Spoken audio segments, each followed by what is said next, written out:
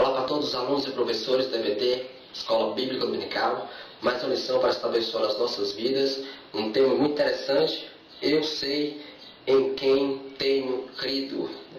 Então está aqui um tema que nós vamos abordar nessa lição. Você sabe que você está crendo? Essa é uma convicção que todo crente salvo em Cristo Jesus tem que ter em seu ministério, em sua vida. Saber quem você está servindo, para quem você está servindo, por que você está servindo, em quem você está crendo. Aqui a verdade prática diz: o crente, assim como líder, precisa ter convicção de sua chamada, de sua condição de salvo em Cristo Jesus. Então nós precisamos ter a certeza: será que realmente nós estamos salvos?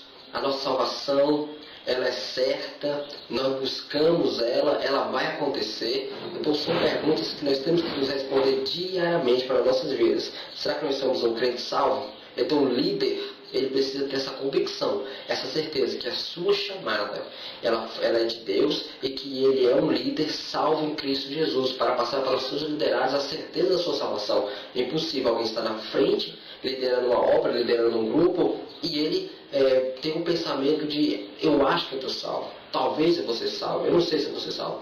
Então como é que uma pessoa dessa pode influenciar outras pessoas a também buscar a salvação? Então, eu sei que tenho crido, eu tenho certeza da minha salvação, eu tenho certeza da minha chamada, eu tenho certeza da minha vocação. Assim que o líder tem que se posicionar para influenciar outras pessoas a também buscar a salvação em Cristo Jesus. Então, a verdade prática está falando sobre os líderes. A introdução da lição vai falar a respeito de estudarmos a segunda epístola de Timóteo. A segunda carta foi escrita quando Paulo se encontrava preso em Roma. A prisão é um lugar que destrói a fé e a esperança de muitos, levando-os ao desespero e à descrença.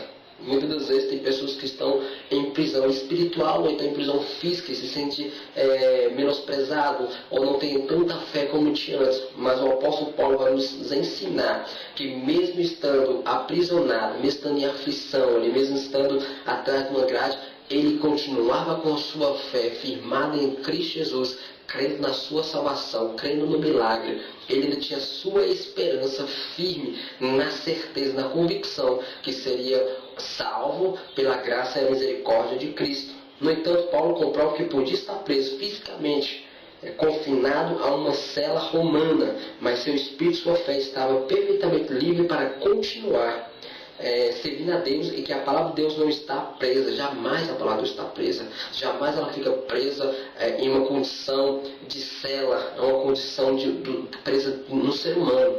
Ela está livre para todas as pessoas. Essa foi a última vez que ele esteve na prisão, pois veio a perder nela sua vida. Nesta epístola ele fez um balanço de sua trajetória. Também aproveita para se despedir de Timóteo e das suas últimas exortações e advertências. Mesmo estando preso, o apóstolo Paulo, dos seus últimos momentos ali, ele lembrou do seu amigo querido Timóteo, ainda o exortou, ainda o advertiu na sua última epístola, fortalecendo para continuar sua trajetória, para continuar sua jornada. Mesmo estando preso, ele ainda deu uma palavra de fé, uma palavra de ânimo, para que Timóteo continuasse a obra, lembrando o seu amigo, lembrando o seu companheiro, lembrando da sua trajetória, o que ele já tinha feito, o que ele já tinha passado, e dizendo para Timóteo: permaneça firme, porque a fé, ela é certeza de que nós temos que continuar a obra de Deus. Quando você é salvo em Cristo Jesus, você não fica olhando para trás, para o passado, não. Você olha para frente, olha para frente, sabendo que o seu futuro é na glória com Cristo Jesus. Eu sei em quem tenho crido, e essa certeza que leva, mesmo estando na tempestade, nas circunstâncias adversas, não desistimos, mas continuamos a nossa jornada rumo ao céu. Bom, o ponto central vai ser: o líder precisa ter segurança de sua salvação em Jesus Cristo. Essa segurança que nos motiva a continuar. Ele tem que estar seguro, firmado, firme em Cristo Jesus. Se o líder não tem a segurança total de que é salvo em Cristo Jesus, mais cedo ou mais tarde ele vai tropeçar e cair. Então ele tem que ter essa segurança da sua salvação. O tópico 1 vai falar sobre orações e ação de graça, capítulo 1, versículo de 3 a 5. O apóstolo Paulo vai falar sobre oração e ação de graça. Dou graça a Deus, a quem deixo os meus antepassado sirvo com uma consciência pura, porque sem cessar faço memória de ti nas minhas orações, noite e dia. Então o apóstolo Paulo está lembrando para Timóteo, para o seu amigo, como diz aqui, ao amado filho. Paulo dá início à sua segunda carta a Timóteo, chamando o jovem pastor de amado filho. A palavra do original é agapatos, que significa muito amado. Paulo sabia que logo morreria. Talvez por isso tenha demonstrado de uma forma tão intensa a sua afeição e amor por Timóteo. Isso nos mostra que o líder precisa ter afeição, amor e saber demonstrá-los por aquele que está ao seu lado, cooperando na obra do Senhor. Paulo sabia das necessidades e lutas de Timóteo, enfrentava como líder. Por isso, orava constantemente em favor do seu amigo. Será que atualmente oramos em favor daqueles que fazem a obra de Deus? Precisamos orar sempre por todos os que estão empenhados na obra do Senhor. Então, como Paulo considerava o seu amigo como amado filho na fé, né? Então ele ali está lembrando com muita afeição, com muito carinho, com muito amor, demonstrando isso através de quê? Da sua oração, lembrando constantemente de Timóteo em suas orações, porque Paulo sabia que Timóteo estava enfrentando lutas, adversidades, problemas, situações difíceis, e que não era fácil para o jovem amigo dele, Timóteo, passar por aqueles obstáculos, né? A igreja em Éfeso passava por algumas adversidades muito difíceis para um pastor, e Timóteo precisava constantemente de orações, de ação de graça, da súplica, das intercessões das pessoas que ali estavam. Por isso que a pergunta é: precisamos orar sempre por todos os que estão empenhados na obra, né? Será que atualmente nós estamos orando pelos nossos líderes, para aqueles que cooperam com a obra de Deus, aqueles que estão na frente de missões? Será que nós estamos dedicando tempo a estar empenhado nessa obra de estar orando pelos irmãos que estão na frente da batalha? Então o apóstolo Paulo está dizendo para Timóteo, o meu amor não consiste apenas em palavras. O meu amor, a minha afeição, o meu carinho, a minha dedicação consiste em oração pela sua vida, súplica a Deus para que Ele venha te fortalecer, para que você não venha enfraquecer diante das lutas, diante das pelejas, das batalhas. Então a oração ao amado filho Timóteo, do apóstolo Paulo, é fundamental para ele continuar a sua trajetória ali como pastor. Então nós precisamos também dessa dedicação aos nossos companheiros que estão fazendo a obra de Deus na frente da batalha. 2. A sensibilidade de Paulo. Paulo diz para Timóteo que estava cumprindo sua missão em Éfeso, que desejava muito vê-lo de perto, pessoalmente. Não sei quanto tempo Paulo ficou afastado de Timóteo, mas a saudade bateu. Então, pessoalmente, ele queria ver como estava Timóteo, queria matar a saudade de Timóteo. Isso é bonito, porque essa sensibilidade, né, do obreiro, do servo de Deus, dos irmãos, temos que ter. Às vezes nós estamos tão perto do irmão e não temos essa sensibilidade. Às vezes nós estamos juntos diariamente, constantemente, mas não temos essa sensibilidade que o apóstolo Paulo tinha concernente a Timóteo, de o amar, mesmo à distância. Ele continuava lembrando de Timóteo, né? A saudade estava muito grande, ele desejava vê-lo pessoalmente antes de partir. A saudade era grande. Paulo se lembrava das lágrimas de Timóteo quando da despedida deles. Olha a amizade, a sensibilidade do amigo, do irmão, do companheiro que estava fazendo a obra junto, arduamente. Isso é muito bonito. Então, nos dias atuais, infelizmente, tem acabado, tem cessado essa sensibilidade entre os irmãos na igreja do Senhor. As lágrimas mostram quão profundo era o relacionamento entre eles. Hoje em dia, infelizmente, os relacionamentos parecem cada vez mais superficiais, somente de palavras, não de gestos, não de atitudes. As pessoas pedem oração, mas nós não lembramos de orar. As pessoas elas querem se relacionar, mas não conseguem, porque existem barreiras, existem dificuldades hoje do povo se relacionar superficialmente. O povo até diz que é uma grande família, até congregam juntos, estão na igreja juntos, mas no fundo é só superficialmente. Até um pega na mão do outro, chama de amigo, chama de irmão, chama de companheiro, mas não tem a sensibilidade que o apóstolo Paulo tinha, não tem essa devoção, esse cuidado de estar orando um pelo outro. Então o apóstolo Paulo demonstra aqui em um relacionamento muito profundo com Timóteo, ao ponto de lágrimas nos olhos dele na sua despedida. Às vezes o irmão sai da igreja e nem sabe por que saiu, para onde foi, o que foi que aconteceu, nós nem lembramos dele, mas a despedida de Paulo com Timóteo foi com lágrimas nos olhos, demonstrando ali que os dois tinham uma amizade muito grande na obra de Deus. 3. A fé de Timóteo. Timóteo era um jovem obreiro de caráter exemplar. Isso é fundamental. Não adianta termos carisma, sorridente, alegres, contentes, felizes e sermos separados para a obra. Não. É preciso ter um caráter exemplar, onde as pessoas venham se espelhar no obreiro que foi separado. Não é somente, ele é bonitinho, não é somente, ele tem um cargo assim, ele tem uma roupa assim, veste assim, assado, fala assim bonito, é divertido, é descontraído. Não. Tem que ter caráter, tem que ter vida no altar, tem que ter personalidade, tem que ter firmeza, tem que ter compreensão, tem que ter presença de Deus, tem que ser cheio do Espírito Santo, tem que ter garra, tem que ter coragem, tem que ter vontade de fazer a obra.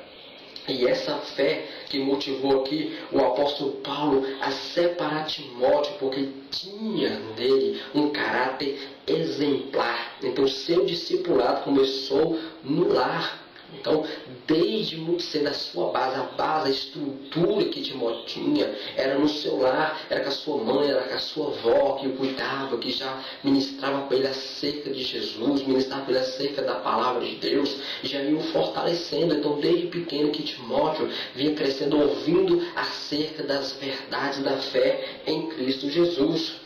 Com o exemplo de sua avó Lloyd e de sua mãe Eunice, ambas judias, mas convertidas no Evangelho. Seu pai era grego, não se sabe se ele converteu ao Evangelho, mas sua formação foi motivo de referência para Paulo. Na segunda carta, o apóstolo diz: trazendo à memória a fé não fingida que tinha em ti, a qual habitou primeiro em sua avó Lloyd e sua mãe Eunice. Eu estou certo de que também habita em ti. A educação familiar de Timóteo serve de exemplo para as famílias cristãs atuais. O devocional, o ir para a escola dominical, o estar constantemente falando para os nossos filhos o quanto é importante servir a Deus, o quanto é importante crer em Deus, o quanto é importante ter Deus no coração, o quanto é importante servir ao Senhor com as nossas finanças, com a nossa vida, com o nosso devocional, com a leitura da Bíblia, com o jejum, com a busca incessante pela presença, ser cheio do Espírito Santo. Essa fé que Timóteo tinha, demonstrava ali, chamou a atenção de Paulo, porque isso é que é necessário nos dias atuais. Crentes verdadeiramente convertidos, já crescendo na presença de Deus, com fé, com a certeza e a convicção de quem ele está servindo, ao Deus Todo-Poderoso. E isso Timóteo tinha, porque ele tinha fé e foi bem capacitado, foi bem instruído pela sua família, que é a base de qualquer ministério. É a família. Se a família estiver em pé, se for a família de Deus abençoada, o ministério vai fluir e vai para frente. Então nós fechamos aqui o primeiro tópico e vamos para o segundo tópico, falando a respeito da convicção em Deus. No versículo 6 aqui de 2 Timóteo, nós temos os dons espirituais. Paulo lembra a Timóteo o momento em que ele foi ordenado ao santo ministério. Ele relata que nessa ocasião o jovem pastor recebeu dons espirituais que o capacitariam no serviço de Deus. Então, quando a pessoa é separada para o ministério, para a obra de Deus, automaticamente dons espirituais vêm sobre ela. Se ela amava fazer a obra, vai amar muito mais. Se ela já fazia a obra, vai fazer muito mais. Se ela estava presente nos cultos, vai estar mais presente ainda. Se ela tinha desejo de ganhar alma, aí que vai aumentar mais ainda o desejo. Porque quando a pessoa ela é ordenada, ela é separada, os frutos começam a aparecer, os dons espirituais começam a aparecer, porque se ela buscava, ela vai buscar muito mais revestimento. E hoje em dia nós estamos vendo ao contrário. A pessoa às vezes ela busca, ela está firme, ela está na igreja, e quando ela é separada, quando ela é ordenada ao ministério, ela já começa a esfriar, desmotivar, já passa a não ir mais para os cultos e etc. Mas o apóstolo Paulo está nos falando aqui que Timóteo, quando foi separado, foi cheio de dons espirituais. O que Paulo desejava afirmar a Timóteo quando disse: desperta o dom de Deus que há em ti. Certamente Paulo estava encorajando Timóteo a perseverar em seu ministério. Esse texto nos mostra também que a imposição de mãos sempre foi um gesto de grande valor na vida ministerial da igreja cristã. Então é importante que os pastores, os líderes, tenham a certeza, a convicção que aquela pessoa tenha a chamada e a devoção de realmente ser um servo de Deus. E impor as mãos precipitadamente é um perigo. É por isso que é necessário estar constantemente em oração, em súplica a Deus, perguntando para o Senhor: será mesmo? É realmente homem de Deus? Ver o seu caráter, ver a personalidade, ver a vida da pessoa, para aí sim poder impor as mãos. Esse gesto já desde antigamente existia. Então olha a importância de um simples gesto na vida de uma pessoa. Então Jesus usou as mãos para efetuar várias curas, né? Está lá em Lucas 4, versículo 40. Então as mãos, ela tem uma importância muito grande no concernente a ungir, a separar, a ordenar as pessoas para o ministério. É uma prática solene que é seguida e ainda hoje utilizada em todas as igrejas evangélicas, né? A imposição de mãos para separar os obreiros para o ministério. 2. Espírito de fortalecimento, de amor e de moderação. Versículo 7. Ao que parece, Timóteo estava enfrentando uma grande oposição à sua liderança. É esse momento, irmãos, quando a oposição chega, as lutas chegam, a aprovação chega, a adversidade, a calúnia, a difamação, o apedrejamento, quando as pessoas se levantam contra a sua chamada, contra o seu ministério. É nesse momento que você tem que ter um espírito de força, de fortalecimento, de amor, de moderação, de temperança, de longanimidade, de benignidade, de fé, de graça. É nesse momento que você tem que ter aquele Espírito Santo que está te fortalecendo para enfrentar esses momentos de adversidade na sua liderança. Então Paulo exorta Timóteo para que ele tenha coragem. Um obreiro precisa ser corajoso, um obreiro precisa ser valente, um obreiro precisa ter coragem para enfrentar a oposição, enfrentar as adversidades e as lutas. Um obreiro que é tímido, um obreiro que é medroso, um obreiro que tem medo, na primeira adversidade, na primeira oposição, ele vai desanimar, ele vai desistir. Mas Paulo está fortalecendo a Timóteo para que ele tenha coragem. Um líder precisa ser corajoso. O medo paralisa e acaba por neutralizar as nossas ações em favor da obra de Deus. O Espírito Santo nos ajuda a superar o medo e nos encoraja a prosseguir. Então o Espírito Santo, ele nos fortalece, ele nos dá garra, ele nos dá coragem para enfrentar as adversidades, para enfrentar as oposições dentro do ministério. Esse Espírito de fortaleza está sobre a minha e sobre a sua vida. Esse Espírito de fortaleza está sobre os ministérios, está sobre as pessoas. Nós temos que ter e usar o Espírito de fortaleza para enfrentar as oposições contra a obra do Senhor.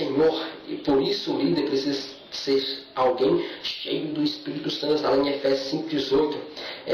Mas encheio do Espírito Santo de Deus. Então o líder precisa buscar constantemente o Espírito Santo, ser revestido do Espírito Santo, ter a autoridade, a graça, a unção do Espírito Santo sobre a sua vida para enfrentar todas as oposições que vêm ao seu ministério. Ele é o nosso ajudador. Ele que nos ajuda a pregar, a falar, a disciplinar, a dar conselho. Ele que nos ajuda a levantar. Ele que nos ajuda a lutar, a batalhar. Ele que nos ajuda a estar constantemente em pé, a enfrentar a tempestade, enfrentar o deserto, a enfrentar a dificuldade, enfrentar a tribulação, enfrentar o medo, enfrentar a oposição. É o Espírito Santo, é o nosso ajudador. Ele que nos dá fé, que nos dá paciência, que nos dá amor, que nos dá graça, que nos dá bondade. É o Espírito Santo. Todos nós precisamos ter, porque Ele te ajuda no momento da sua adversidade. Sem sua presença é impossível ser bem sucedido na liderança. Conte com a ajuda do Espírito Santo e tenha coragem para seguir a sua caminhada, realizando a obra da qual você foi vocacionado e chamado por Deus. O seu ajudador é o Espírito Santo. Convide ele para o seu ministério. Então, certeza que você vai ser bem sucedido.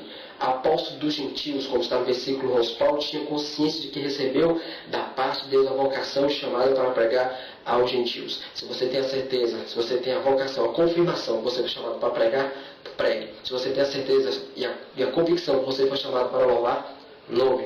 Se você tem a certeza e a convicção que você foi chamado para evangelizar, evangelize. Se você tem a certeza e a convicção que você foi chamado para fazer missões, faça missões. Apóstolo dos gentios.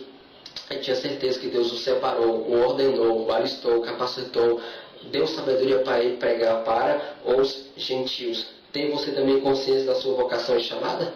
Será que nós não estamos duvidando? Será que nós não estamos com medo? Será que nós não estamos em cima do muro? Será que nós estamos um pé na igreja e um pé no mundo? Será que nós estamos com dois pensamentos? Será que nosso coração está dividido? Será que nossa mente tem uma parte dela está em Cristo, outra parte está no mundo? Então, essa vocação, essa consciência da vocação da chamada é fundamental para que possamos fazer a obra de Deus com amor, com afinco, com coragem, com intrepidez, com ousadia. Sem a convicção, irmãos, mas cedo ou mais tarde nós vamos estar desanimados, desmotivados, cabisbaixos, enfraquecidos pelas adversidades. Então, o apóstolo dos gentios, ele tinha certeza que iria pregar para os gentios. Paulo exorta Timóteo a manter-se firme na fé, conservando o modelo das sãs palavras que o jovem discípulo recebeu da parte de Paulo, na fé e na caridade que há em Cristo Jesus. 2 Timóteo, capítulo 1, versículo 3. Então, Paulo exorta Timóteo a manter-se firme, a ter a fé, a ter a convicção que ele foi separado para fazer a obra de Deus e que ele estava cumprindo a sua missão com afinco, com amor, com dedicação. E Paulo estava se agradando disso, ainda mais Deus que o alistou, que o separou. Então, Timóteo, você mantenha-se firme, porque a sua chamada, a sua vocação não foi do homem, foi de Deus. E se Deus separou Timóteo, com certeza você vai vencer. Então, assim como Paulo falou para Timóteo, assim Deus fala para nós também. Se nós tivermos certeza da nossa chamada, da nossa vocação, com certeza Deus vai nos abençoar, vai nos proteger, vai nos manter firme na presença dele fazendo a obra do Senhor. O que nós estamos vendo por aí é uma bagunça doutrinária de pessoas que são separadas, mas não têm a certeza da vocação da chamada.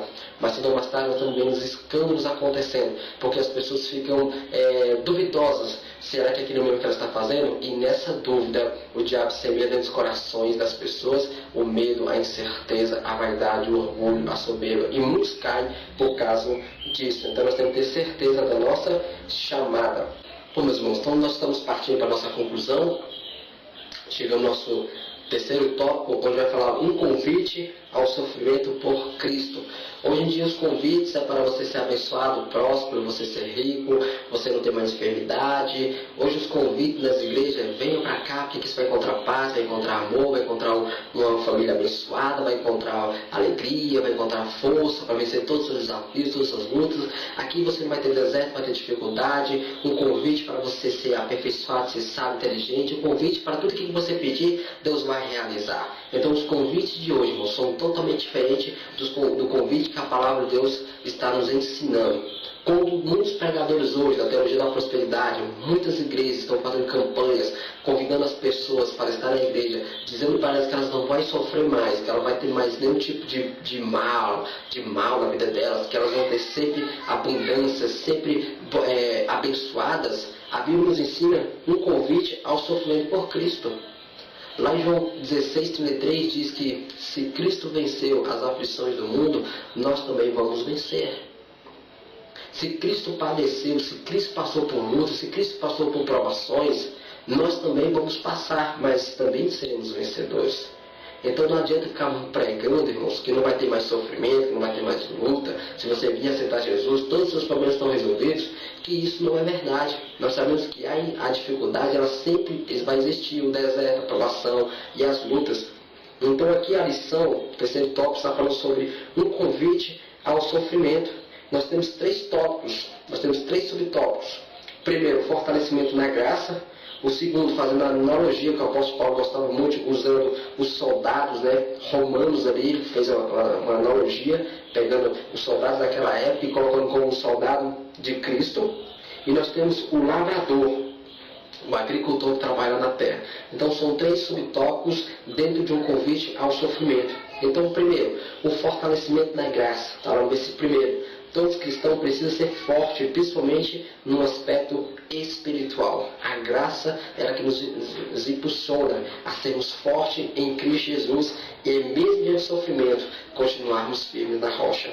Timóteo certamente enfrentava desafios além de suas forças, mas ele continuava firme. Assim como ele enfrentava desafios, nós também diariamente enfrentamos desafios com a tentação, com as lutas, com as provas, com a dificuldade, com o desemprego, com as enfermidades, com as acusações. Então são esses desafios que a graça nos fortalece para vencermos e continuarmos na presença de Deus. Mesmo que o sofrimento venha, nós estamos em Cristo. Cristo vence as aflições, nós também vamos vencer. Timóteo certamente enfrentava esses desafios. Diante dessa realidade, estando tão distante, Paulo diz que ele devia fortificar-se na graça que é em Cristo Jesus, ou seja, confiar inteiramente em Cristo, em seu poder. É isso que o crente hoje precisa ter, essa confiança em Deus. Como diz o Salmo número 125, os que confiam no Senhor como Monte Sião, que não se abala, mas permanece para sempre. Essa confiança em Cristo ela é fundamental para estarmos firmes na presença de Deus diante dos desafios. Então, diante das lutas, tribulações e tentações, o crente só vence se tiver força que vem do alto. Não adianta querermos buscar essa força em outras pessoas, em estudos, em pregações, em alimentação. Não adianta. A força, ela vem do alto, ela vem da presença de Deus. Se você tiver essa força, se o crente tiver essa força em Cristo, ele vai vencer todas as tentações, todas as provações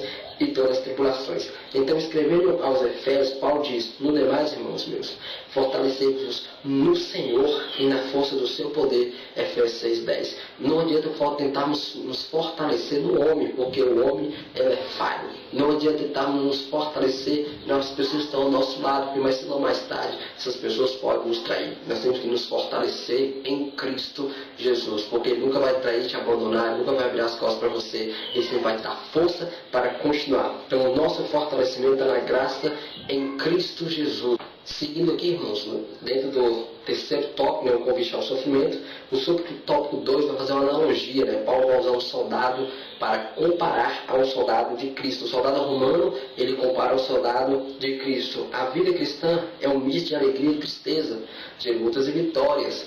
Constantemente nós estamos passando por situações onde vai nos alegrar, onde vai nos entristecer. Nem todo dia o crente está chorando, nem todo dia o crente está alegre, nem todo dia o crente está contando vitória, nem todo dia o crente está pulando na presença de Deus. Não tem momento de luta, tem momento de tribulação, tem momento de derrotas, tem momento que nós passamos por provações, por dificuldades, pelo deserto. Mas assim como um soldado de Cristo, assim como um soldado, ele é preparado para passar por todas as adversidades, por todas as lutas, nós temos que estar constantemente nos preparando para, como um soldado romano enfrentava as adversidades e as lutas e continuava firme, nós também, como soldado de Cristo, passamos pelas tribulações, passamos pelas lutas e continuamos firmes na presença de Deus. Porque nós sabemos que a tristeza vem, a angústia vem, a dor vem, mas como soldado nós temos que estar preparados para enfrentarmos todas as lutas de nossas vidas. Jesus advertiu os seus discípulos sobre a aflição da vida cristã, está em João 16:33. Para os que aceitam tomar a cruz, Mateus 16:24, renunciando a si mesmo. A vida cristã é uma luta sem trégua. Todos os dias nós precisamos renunciar o orgulho, o eu. Todos os dias nós temos que renunciar a nossa vida, por amor a Cristo, como bom soldado. O soldado, muitas das vezes, ele não sabe quando vai partir para a guerra, ele não sabe quando vai enfrentar a adversidade. O soldado, ele sabe de uma coisa, ele quer saber de uma coisa, que todos os dias ele tem que preparar, todos os dias ele tem que treinar, ele tem que se habilitar, ele tem que estudar, ele tem que buscar forças para que naquele grande dia ele esteja preparado para enfrentar aquela adversidade que há de vir. Então, assim como um soldado, nós também precisamos estar constantemente lutando, e essa luta ela é sem trégua, irmãos. Essa luta ela vem sobre as nossas vidas, mas nós temos força em Cristo para vencermos. Sua vida pode ser comparada à de um soldado que está na frente da batalha, ali, lutando ali, diante das adversidades, das lutas, nos combates espirituais. Um soldado, ele vai para uma guerra lutar, ele sabe que ele vai enfrentar os adversários, ele sabe que o adversário, eles têm armas, ele sabe que o adversário, ele prepara as ciladas, ele planeja contra ali a sua vida, mas ele sabe que ele também está armado, que ele também tem uma armadura, que ele também tem armas para enfrentar aquele adversário. Então, nessa luta, muitas vezes sem trégua, todos os dias o soldado, ele tem que combater o seu adversário. Todos os dias o soldado, ele tem que lutar contra o adversário, e todos eles sabem que ele vai vencer, porque essa luta, irmãos, não é nossa, essa luta é de Cristo Jesus, que é o nosso general. Então, na luta, nos combates espirituais pela fé, que uma vez foi dada aos santos, que o servo de Deus se fortaleça com uma experiência que lhe capacite a ser mais que vencedor. Então está lá em Romanos 8,37, irmãos, diante das lutas, o soldado ele é mais do que vencedor em Cristo Jesus. Diante das pelejas, o soldado de Cristo ele é mais que vencedor em Cristo Jesus. Diante das dificuldades, o soldado de Cristo é mais que vencedor. Nós somos mais que vencedores, porque nós alistamos em um quartel onde tem um general chamado Cristo Jesus, e esse general nunca perdeu uma luta, nunca perdeu uma batalha, nunca perdeu uma guerra, nunca perdeu. Esse general ele já monta no seu cavalo e sai vencedor para olhar aquela batalha. Ele já sai vencedor, irmãos. Ele não vai para a luta para batalhar, não. Ele vai para a luta apenas para comemorar a sua vitória. Esse é o nosso general. O nosso general é Cristo. Bom, seguindo aqui, o último subtópico, do terceiro tópico, vai falar sobre o lavrador, lá no versículo 6. O agricultor precisa trabalhar com afinco, a fim de preparar a terra para receber as sementes. Não adianta chegarmos ali e simplesmente jogar a semente no chão. Não, o agricultor ele sabe que ele precisa preparar a terra, ele precisa passar a máquina, ele precisa cavar o buraco, ele precisa adubar a terra, ele precisa molhar, ele precisa regar. Para lançar a semente precisa de várias etapas. Ele cumpre essas etapas, ele sabe disso.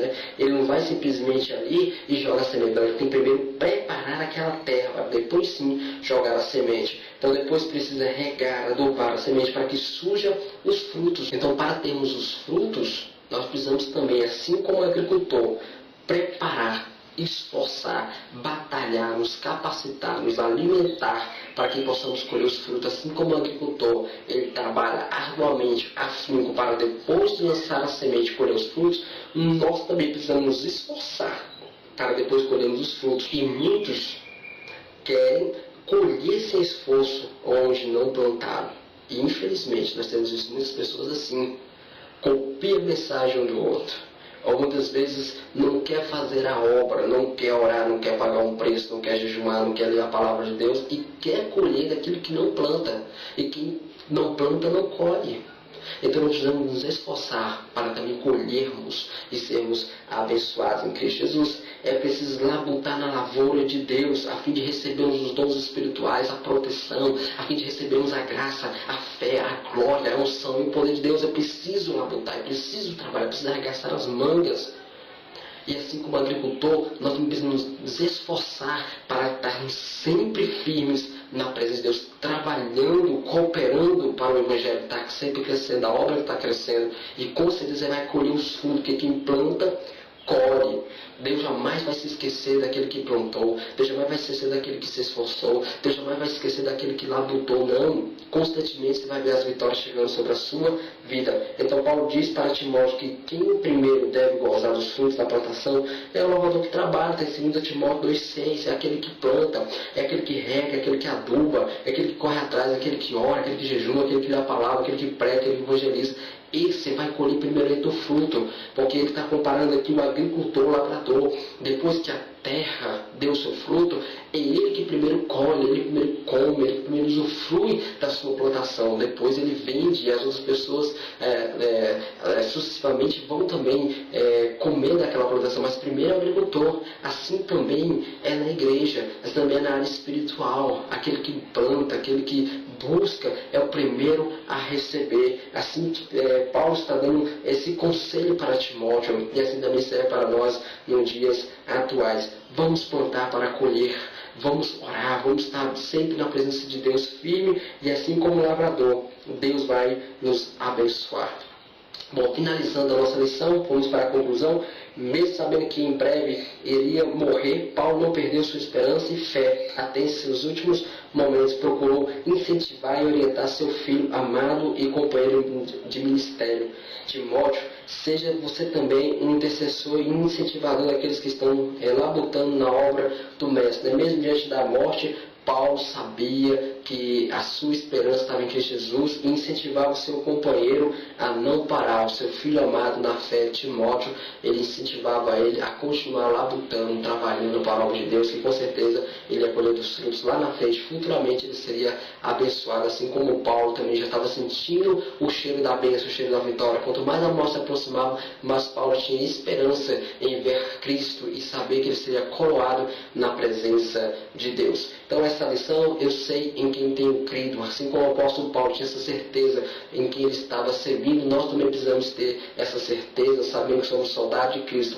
alistados para batalhar a boa batalha, combater o bom combate, acabar a carreira e guardar a fé, como o apóstolo Paulo fez. Que Deus abençoe a todos os professores e alunos, que Deus abençoe a todos vocês que estão visualizando essa mensagem.